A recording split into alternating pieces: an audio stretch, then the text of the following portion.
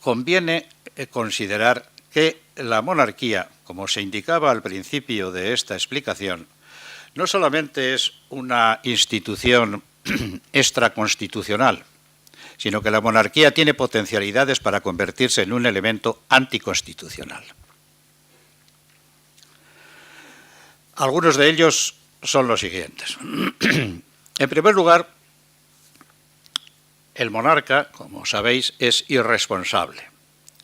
Y esta irresponsabilidad le crea unas posibilidades de tener un ámbito realmente fuera del Estado, de configurar un espacio en el que no hay control alguno y que puede configurarse de diversas formas. Y, desde luego, las condiciones para que la corrupción se dé, pues son unas condiciones bastante positivas en torno a ese aspecto.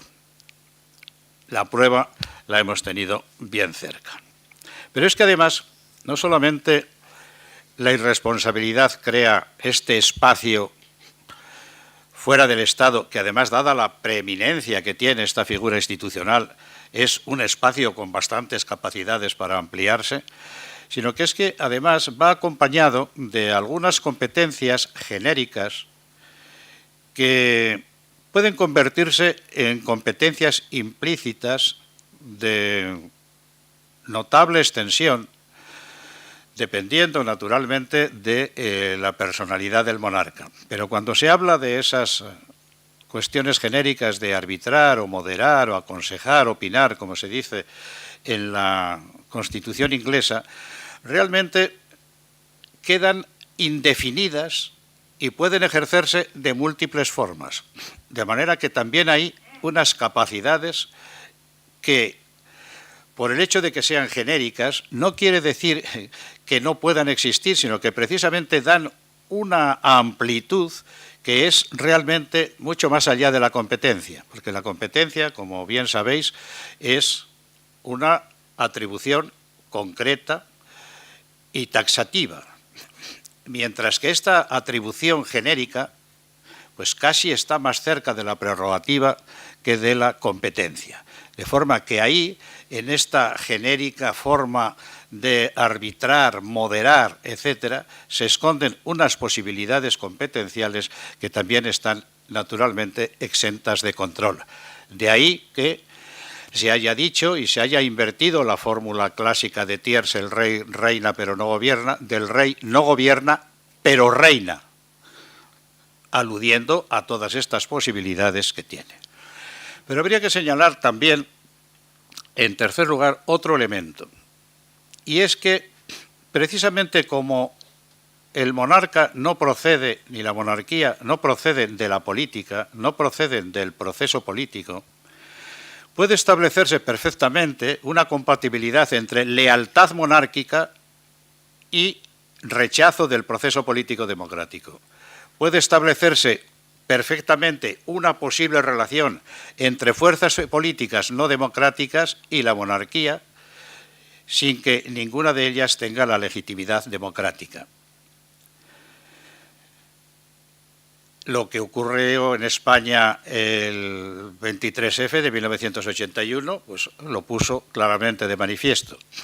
La existencia de una serie de fuerzas políticas, de una serie de fuerzas sociales que tenían una lealtad monárquica, pero no estaban por el proceso político democrático. Y, sin embargo, pudieron establecer una relación con el monarca, y realmente esta fue una condición objetiva que posibilitó el golpe de Estado del 23F. Porque, aunque se ha hablado, y hay documentos que tienen ya una clara referencia sobre el tema de la participación o de la posición que tuvo el monarca español, el rey,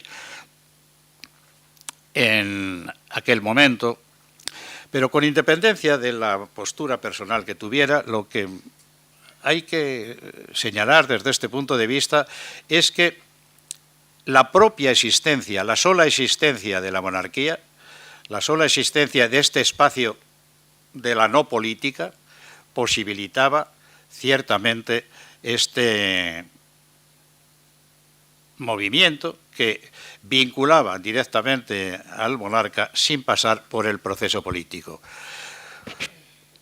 Y finalmente se podría decir con claridad que la monarquía siempre es de carácter conservador, de forma que se vincula de una u otra forma a elementos conservadores. Primero porque, en cuanto no procede de la política, pues parece que está limpia de las contaminaciones de la política, aparece como una institución al margen de lo político, al margen de los partidos, al margen de las clases, por encima de los partidos, por encima de las clases, y potencia esa sensación del Estado capitalista de que es un Estado neutral al margen de los intereses y al margen de las clases. La monarquía le suministra este carácter de unidad de clase, de unidad por encima de las clases, de potencia por encima de las clases, que ciertamente tiene el Estado capitalista, y la monarquía le presta una legitimación indudable, una potenciación indudable.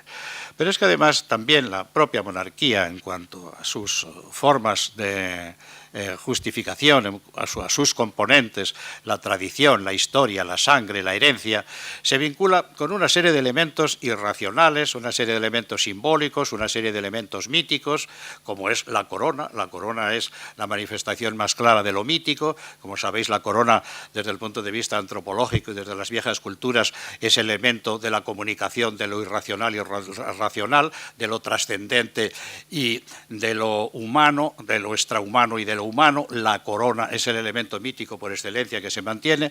Por lo tanto, está vinculada la monarquía a esta serie de elementos, de ideologías irracionales que naturalmente se vinculan siempre con posiciones no racionalistas, con posiciones no conservadoras.